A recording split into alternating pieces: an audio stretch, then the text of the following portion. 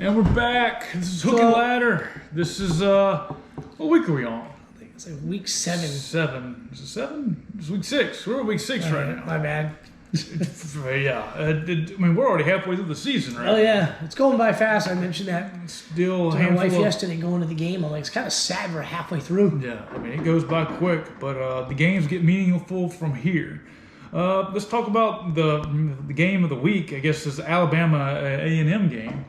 Bama knocked off Texas A&M 24-20, and A&M, they showed up. I was concerned about this game. I was like, this is the game that Alabama to watch out for because they got Tennessee next week, and they might overlook A&M, but you just never know. The quarterback situation's really shaky right now. Before Bryce Young got hurt, I was basically going to bet the house on Alabama. Mm-hmm.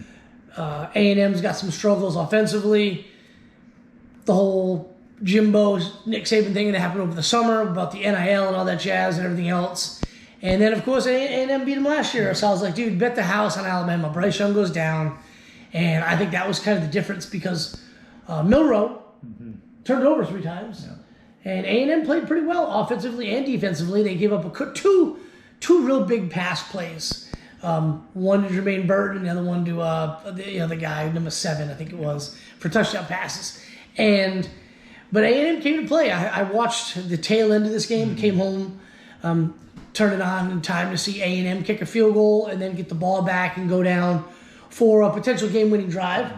The quarterback never could get his feet set. There was a lot of throws he wasn't making because of that, but he was injured. Right. He was limping around, and they kind of mentioned that it probably hurt him to plant his foot, but I thought that was really hindering them.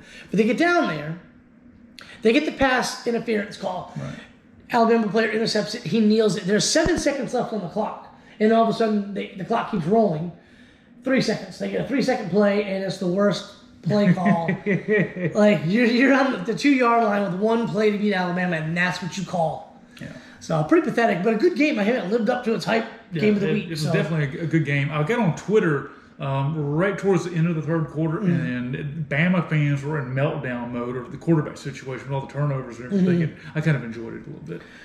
One of the most sensitive fan bases in the world. You think that winning all of those national championships has made them extremely arrogant, and as it probably should. But man, any little sign of adversity and they go meltdown. And if you criticize them for like, hey, you barely beat a team, you escaped, they get so upset. Very sensitive group of fans right there. Georgia knocked off Auburn 42-10 at home. Kind of a slow start for Georgia, but they turned it on there to start the third quarter. Yeah, I mean, kind of same thing we've seen from Georgia the last 2 weeks when it comes to offense. They drive the length of the field, and there's always one play, whether it's a holding call, an illegal block in the back, some kind of penalty, or a play where they don't execute, where they have a nice little sweep play and then somebody misses a block, and instead of going for 25 yards, it goes for like 8, and they got to kick a field goal or punt.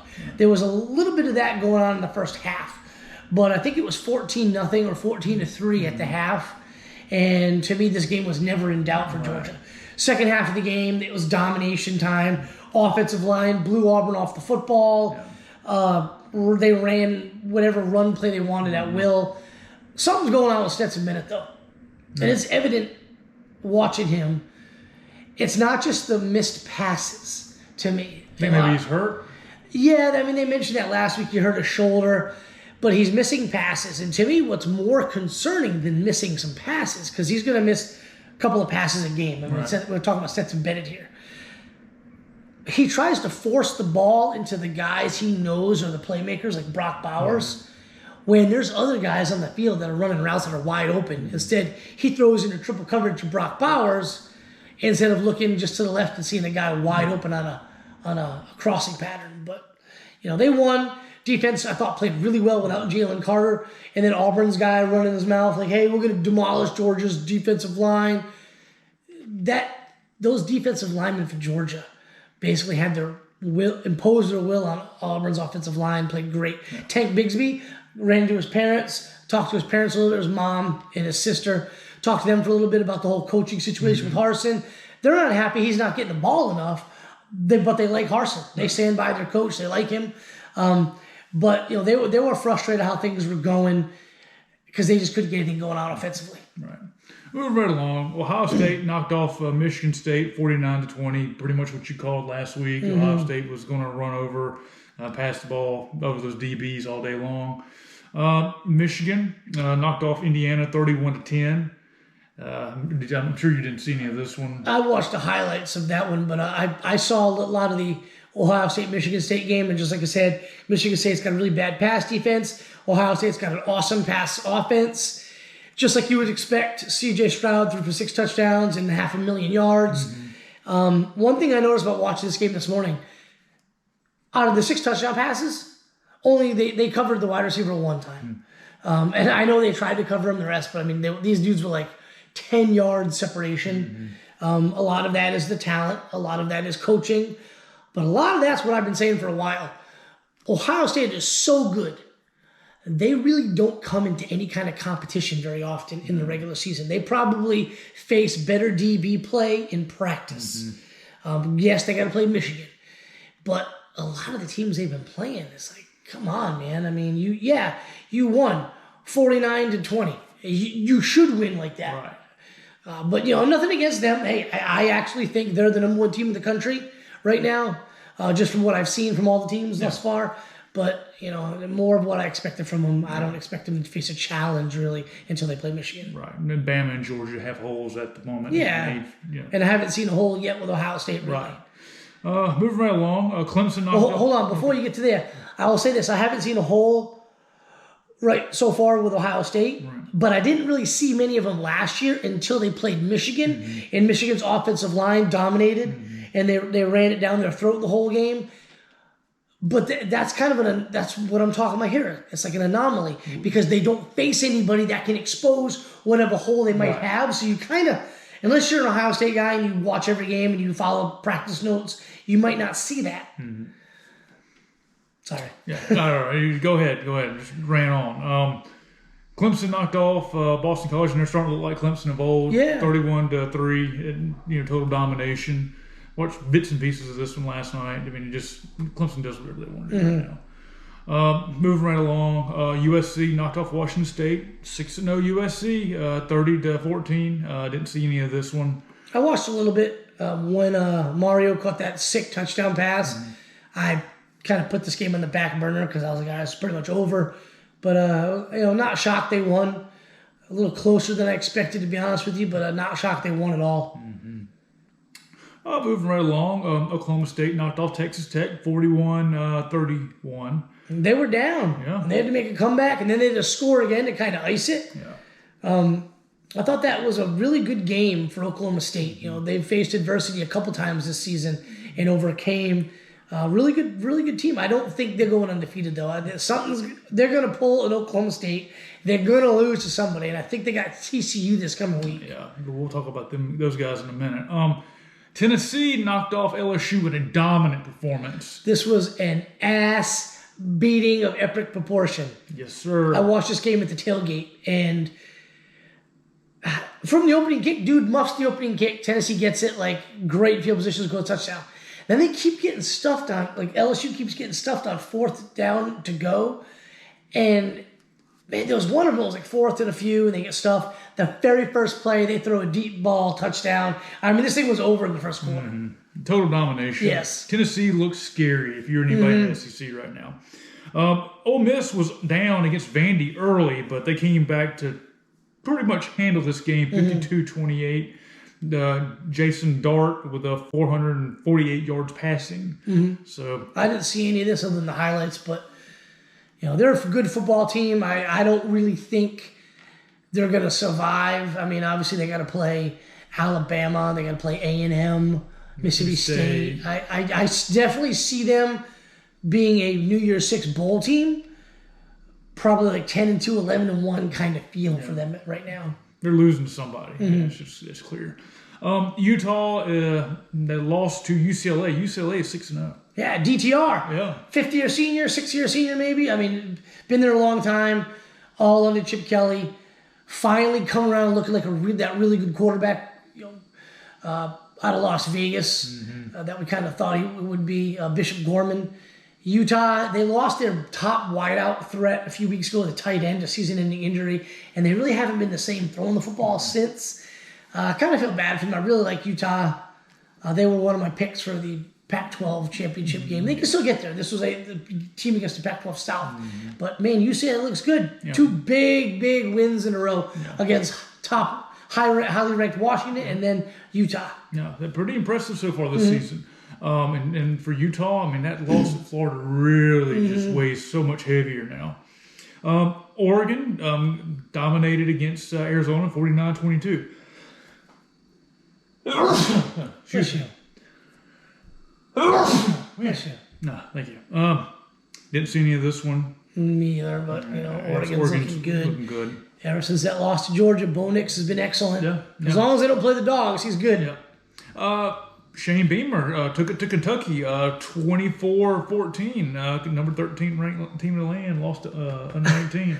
I turned this game on when I go home, and I had to do a double take at the score. I was like, what? Yeah. South Carolina's up by this much? Yeah, Will Levis didn't play. The backup QB apparently didn't look good, but when I tuned in, he was hitting everything, and it led to a touchdown late in the game because it was 24-7. Yeah. And I had to see the highlights this morning to kind of see how we got to that situation. But like I said, I thought it was an error on the screen. Like, no way Kentucky's losing to South Carolina. But, hey, hats off to Shane Beamer. Yep. NC State knocked off Florida State 19-14. Another game I tuned in when I got home. This was kind of dumb. So the final score 19-17. Late in the game, Florida State is driving. It's like run the football up the middle and kick the game-winning field goal. Instead, they try to throw a pass, and it was picked off, game over.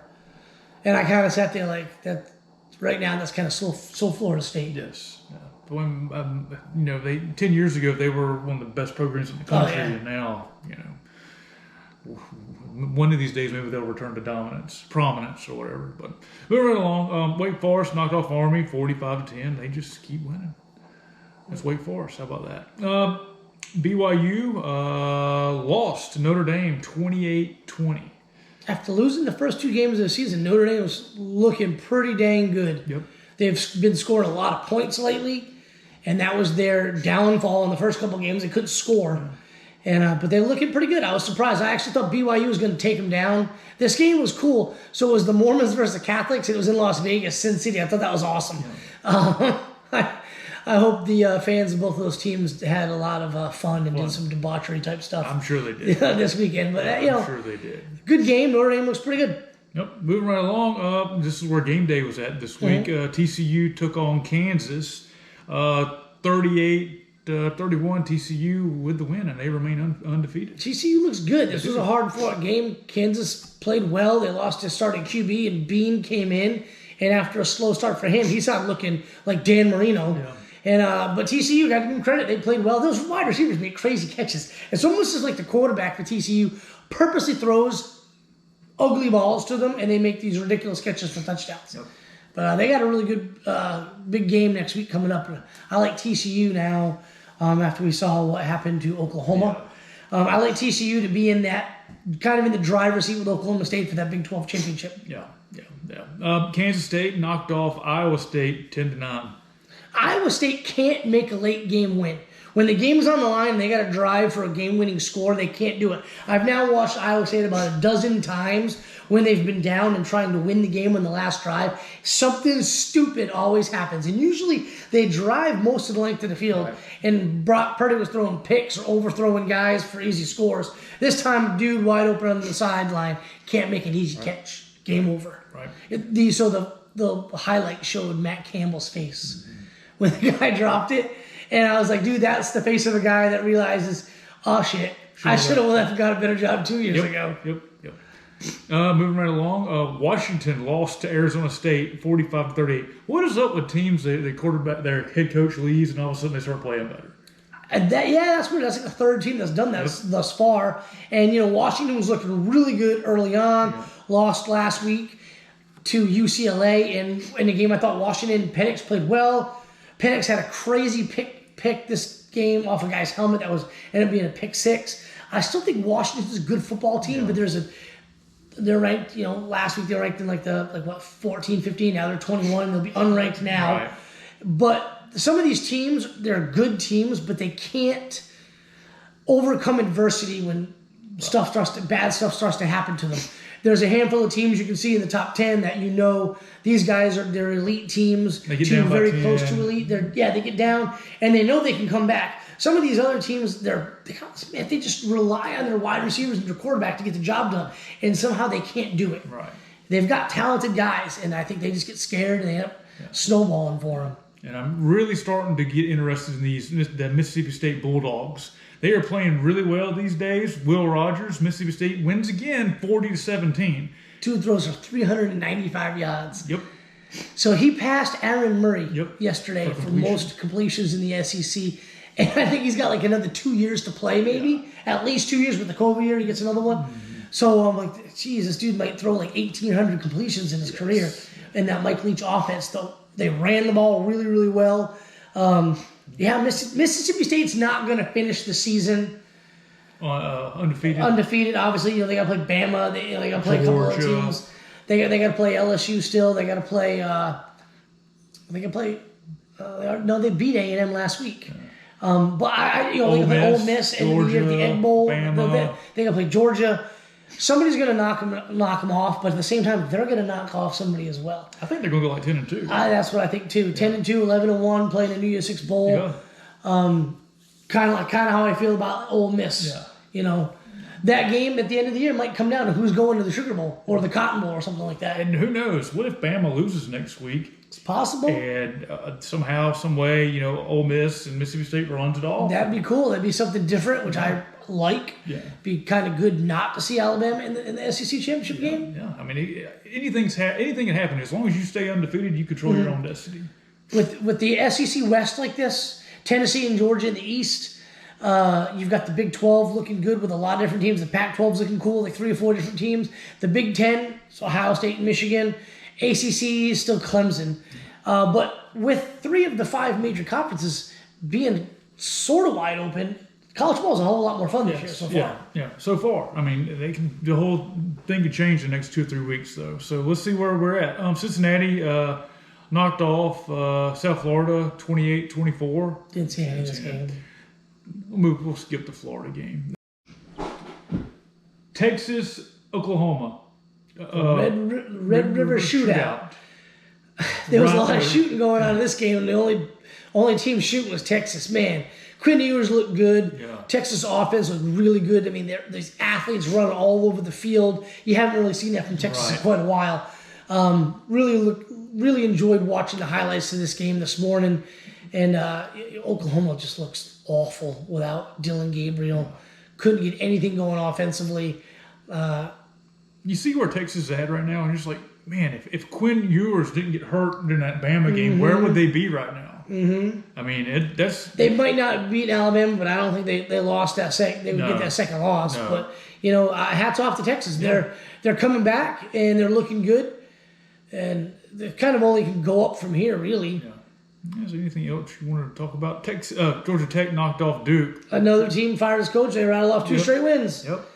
Miami lost to UNC in the battle of the 2 most disappointing teams in recent memory. Miami loses. So that's what their 4th loss of the season. So all that money they're throwing at recruits in NIL, and just like A&M, they're looking like crap on the field. Scored 24 points and the quarterback throws for 496. Mm-hmm. It's unbelievable. Let's look at next week's games. Yeah. Okay, so it's going to be an interesting week for games. I think the season's starting to pick up with matchups. Penn State against Michigan at noon. Stop playing these noon games. They're into that in the Big Ten. Yeah. That's been their staple for years. It's the big noon. But I agree with you, and I know some of my friends that are Michigan fans also agree with us that they prefer evening games. Yes. But this will be a good game. I fully expect Michigan to win. This is going to be a test, though. They've been tested a couple times, and as has Penn State.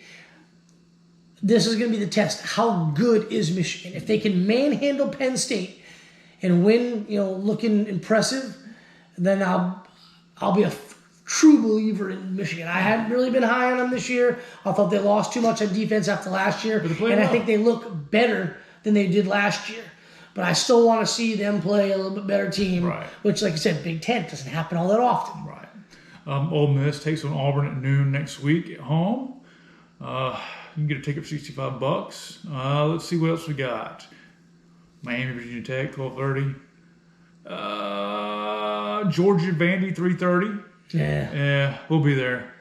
The game of the week is the Alabama-Tennessee game. Lots of intrigue in this game. Will Bryce Young play? He has to. They have no chance if he doesn't play. Tennessee's good. Tennessee's good.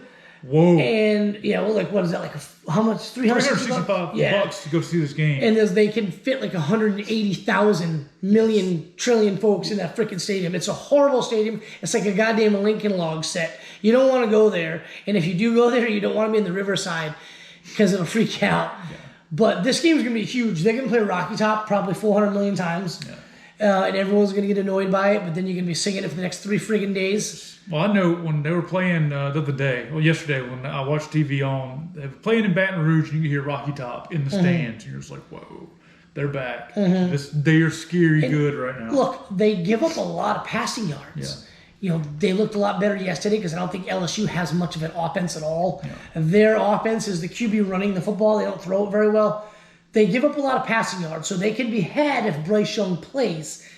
But to beat Tennessee, you've got to keep pace and you've got to slow them down some. Nobody's been able to really do that so far this year, with the exception of Pitt for a quarter and a half. But dude, it was the second game of the freaking season. Tennessee's playing with confidence.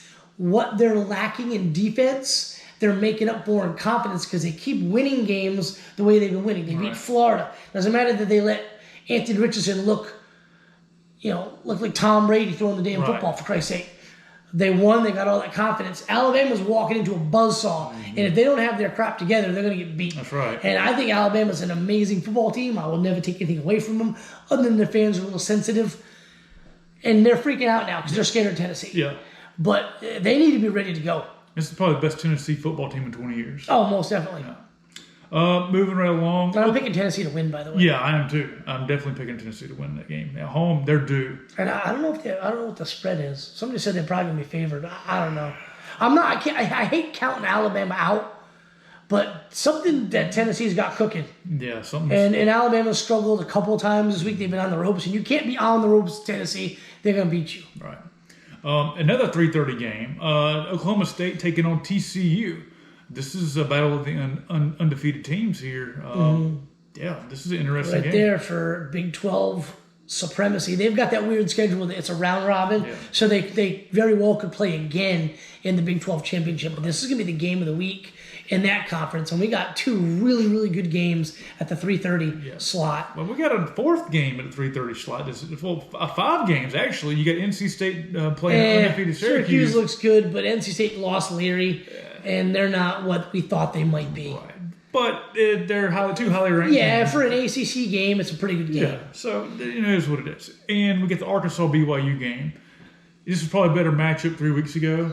Yeah, I mean, it's kind of cool Both for Arkansas fans. You get to go to Utah and watch a game. It's kind of a cool destination. Yeah. Let's see. I wouldn't mind going. Yeah, absolutely. Let's see. I think decent at night. LSU, Florida. It's always a good matchup. Yeah, two bad teams, but that's always a good game because it's a rivalry. The whole shoe throwing incident that kept Florida basically out of the playoffs a couple years ago. That was pretty funny. Yeah. So that'd be good. I'll probably get home in time to catch the second half of that game. I anticipate leaving the game a little early this week, so we'd probably get home about the second half. We hope we're leaving a little early. Yes, that's true. Yes. Clemson, Florida State, 7:30. That could be a sneaky good game. Could be. Florida State's got some athletes that could pose some problems to Clemson. Yeah. Mississippi State taking on Kentucky, 7:30. Kentucky's not a bad football team. Mississippi State's up and down. This is a game that, just due to past history, you can totally see Mississippi State dropping. I don't think it's going to happen. No. But that'd be a good game. Another game, 7:30. Again, get home probably about second half of that game. Yeah. So right off the bat, you got 2 decent SEC games to check out when you get home. So a little late night football. Yeah. You got Notre Dame taking on Stanford, 7:30. Oh, let's go! Oh, wow! I almost said let's go Fighting Irish because they're playing Stanford. Immediately, my brain goes to hate of Stanford. But I don't like Notre Dame either. No. But I'm still gonna pull for the Irish. Yeah, why not? Interesting game. USC taking on Utah. Maybe Utah can rally the ship and right the ship and knock off USC. I'm going to have to watch all of this game. I'll probably record it and watch it on Sunday morning because my boss is a Utah season ticket holder. He will be at this game, so that we can have something to chat with my boss about on Monday. But I expect USC to beat them. Like I said earlier, Utah lost their top receiving target in the tight end. USC's awesome. I expect USC to take them down. I do too. Well, that's about it. I mean, North Carolina Duke at 8, but this ain't basketball. Oh, okay. Duke was undefeated up until they lost to Tech, so I mean, that's what it is. Yeah, that game that would have zero interest to me as well. So that concludes this week's game. Yeah, season's halfway over. It's kind of sad. I wish they'd throw 2 or 3 more games on the schedule, make it like a 14-game regular season schedule. Never happened, but at least we're going to get to have expanded playoffs here in a couple of years. Have even more stuff to talk about. So it's looking good. 3 out of the 5 major conferences are pretty much wide open, in my opinion, which makes for excellent football. Yeah. So hopefully parity has arrived to college football. Yes. I keep preaching it, and I keep preaching it. And hopefully you guys are enjoying it just as much as we are. That's right. Well, you guys have a good day and a good week, and we'll see you guys next week. That's it.